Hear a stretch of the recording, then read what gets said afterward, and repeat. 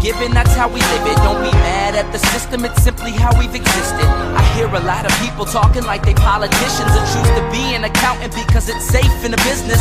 Not because they want to do it, just because they heard it pays. And who the fuck wants to be poor knowing that's how we've been raised? Society is getting heavy, I can feel the weight. The pressure of success is like 100 million pounds of shit.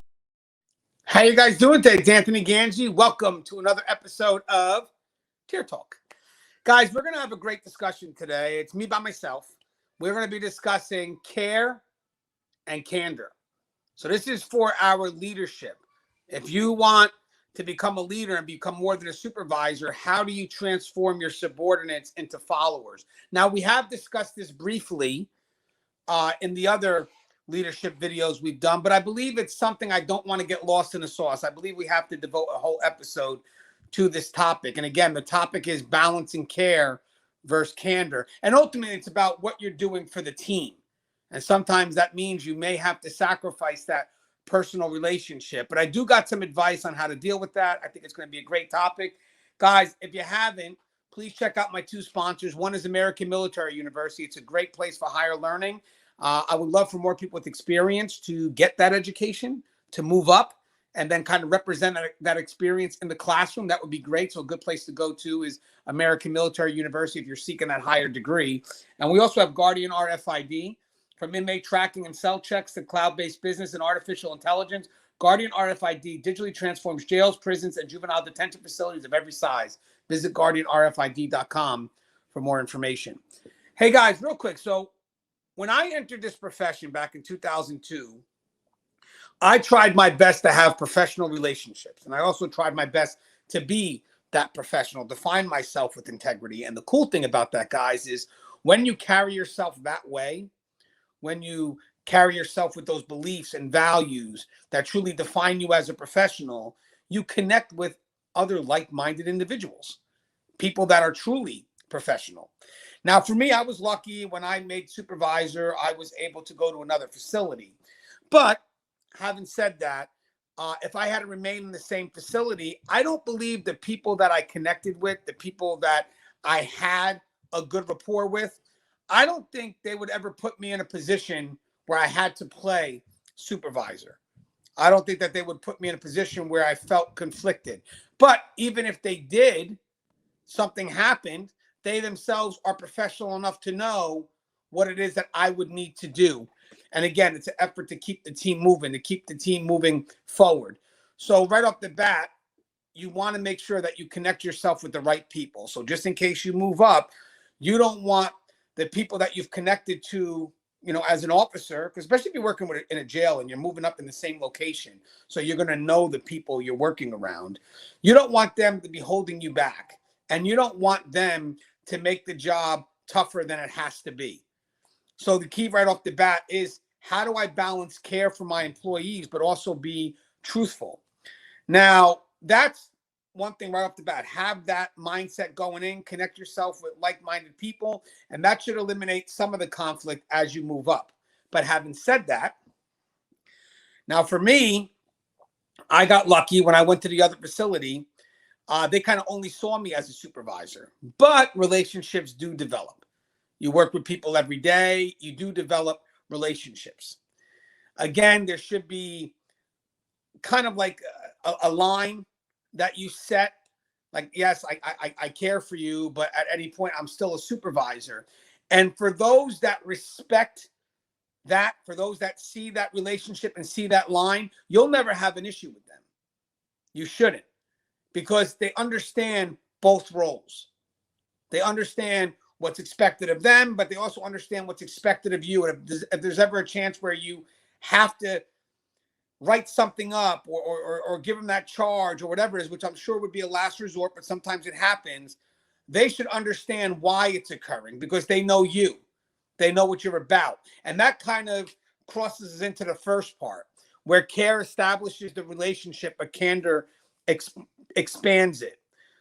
Right off the bat, when you cross into a supervisory position in corrections, in order to build that trust with your people, in order to motivate them forward and not manipulate them, but to motivate them forward, because ultimately it's about the team, you have to show that you care for them. And that kind of gets built on a commonality, what are your values?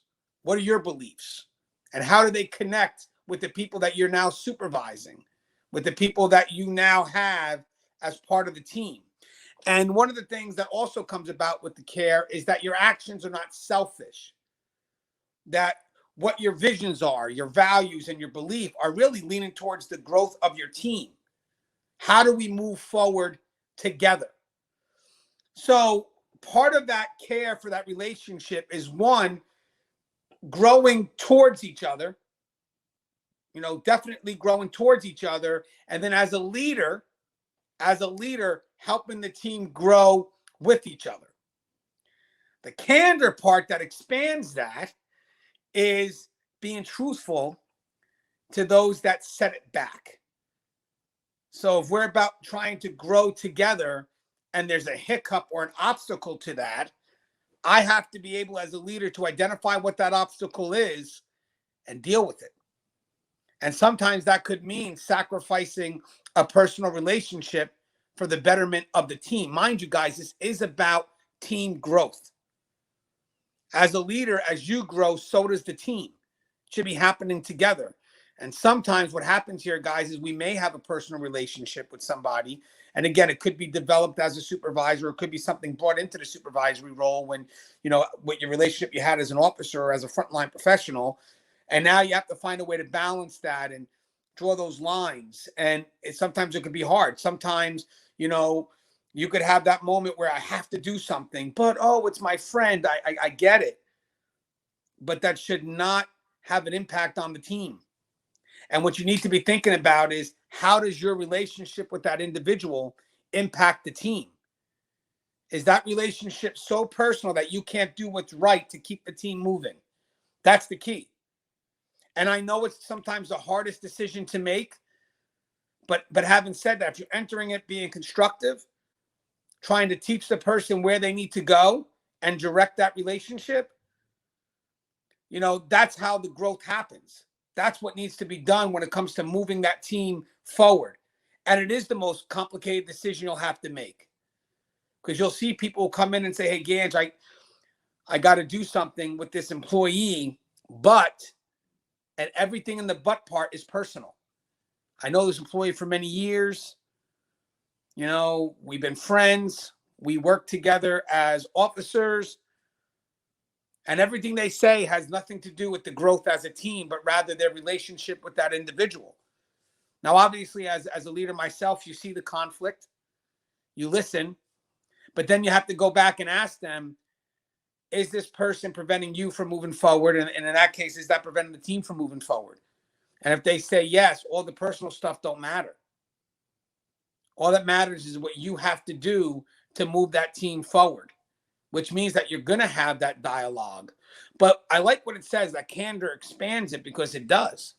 And this all comes from John Maxwell's theories, but candor does expand it, because what it does is it allows the person that you have a concern with, the one that you may have that personal relationship with, what to expect from this relationship. And it's two ways, because you're going to know what to expect from them and they're going to know what to expect from you.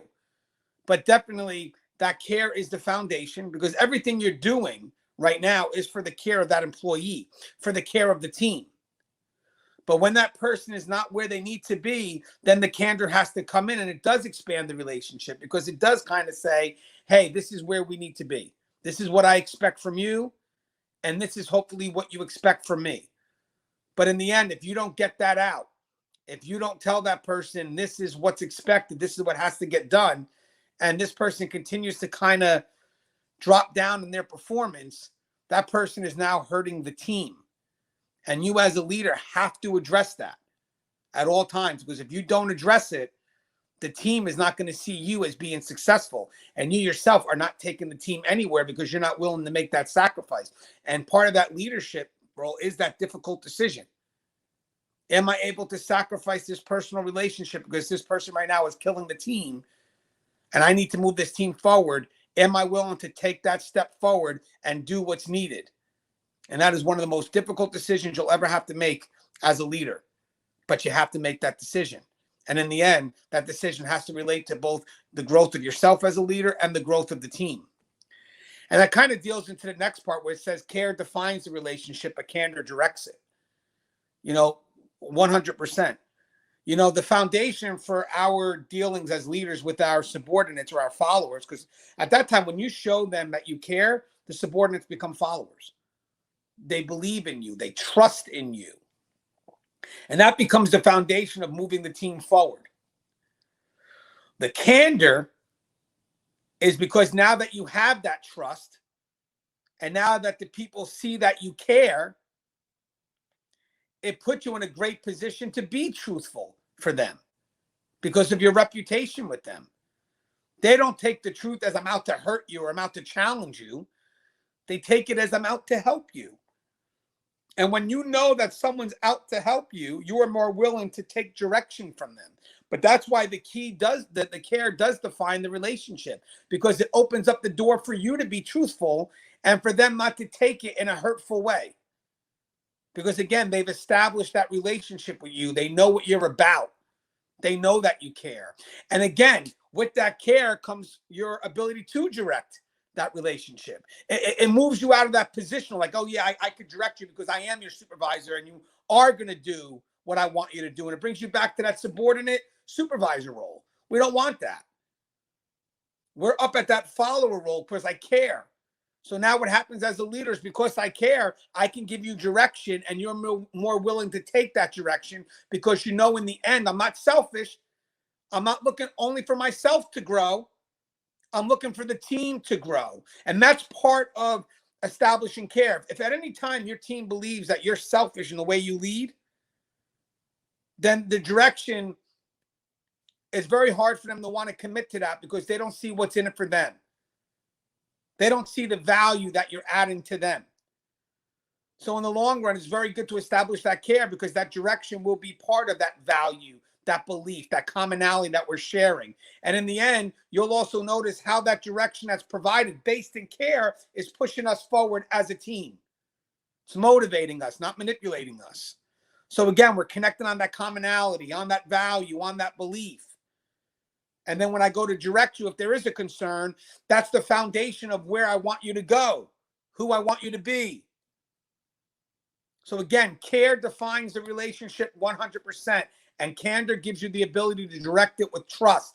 I trust you, my leader. Where do you want me to go?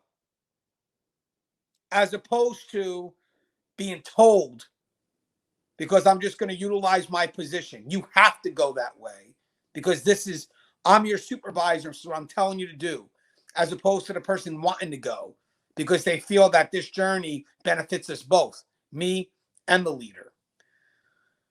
We also have, and I love this, care values the person, candor values the potential. Again, I care for the person. Again, that's the foundation of it all. That's why people are open to the constructive criticism that I may have to give back. But with that said, candor also values the potential. If I invest time in you, which is the most important thing I can ever give, that means I see something more in you. That means that I know you could do something better. But if I don't sit there and tell you I expect more when you're not giving more, then you're not going to know. And that dialogue sometimes could be hard. Because again, if you don't start stepping up, this is the route I'm going to have to take because at that point, the team is starting to fall back. But there's also a way to deliver the message where, again, I care for you. I know you can do better than this. So I don't want to have to take this route. I put you here because I know this is what you can do. I know you can grow into this. So I 100% believe that the more truthful you are with somebody, the better that they'll start to see what they're able to do, especially if they trust you. Again, that's kind of the basis of the care established in the relationship. If I trust you, I will listen to what you have to say. And if you're telling me that I have potential to do this, this, and this, and by the way, as I'm having that dialogue with you, look at that. The potential is about growth. If I'm going to have to sit there and have that dialogue and be truthful with you, then I'm going to also show you where I can help you grow and then where we can use that together and grow. Sometimes it could be very hard dialogue, but if it's founded in care, it opens up people to listen from a totally unique perspective. A perspective that they're not going to challenge or be resistant to, because in the end, the way you're giving it to me is for me to get better, for me to grow. And when it says candor values the potential, that has to be displayed when you're a leader to that subordinate or to that follower who wants to do good. But you have to let them know, I'm doing this right now because I know you can do better. And these are the areas I know you can excel in. But again, they're receptive of that because the foundation is based on care. But again, you're balancing with the candor, because in the end, again, if this person doesn't step up and the team starts to suffer from it, then the next step is, again, as we mentioned, sacrificing that relationship. And the last part is care should never suppress candor. Candor should never displace care. When you care for someone, as we're talking about, sometimes you're going to have to make that sacrifice. Caring for someone should not stop you from doing what's correct for the team, especially if the team has to be productive. So if you care so much to the point where you're not truthful with that person, with the person that's falling back, then the problem is you yourself are becoming soft. You're allowing that person to manipulate the situation. And then the only person that's going to suffer, the only people that will suffer will be your team and then you. Because you're not going anywhere. You're not taking the team anywhere because of this one obstacle. So again, the caring's the foundation, but you have to balance it with the candor. I do care for you, and this is why I'm saying those things. Because if I didn't care, there'd be a whole nother route. And now, by the way, candor should never displace care 100%. It's not your position that's going to motivate. Your position may manipulate, but that's not going to last for long.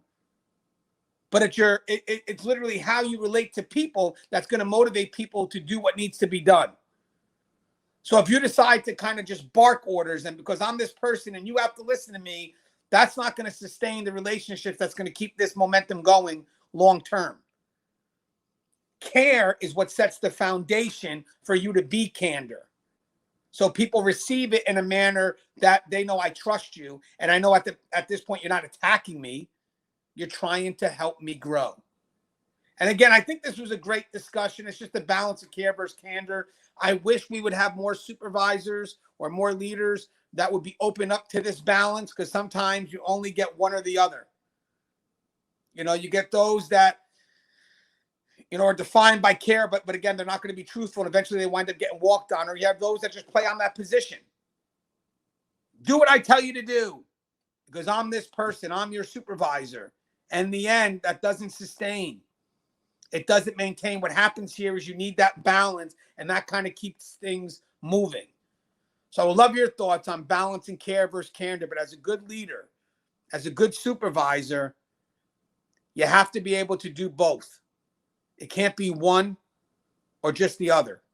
It has to be a balance of both, working together in this perfect dance. And sometimes, obviously, it's going to be those tough times where you're going to have to kind of have that balance ready to deliver whatever message you have to live. But there's nothing easy about being a leader. And if anything, this dialogue will give you some advice on how you can apply that balance, but you still have to be willing to do it. That's the hard part. But again, just a great dialogue. If you haven't, guys, the show Care Talks for you, brave men and women that work in correction. So please subscribe, interact, engage, comment, hit that bell. Bell's going to notify you every time I post a video. Stay safe.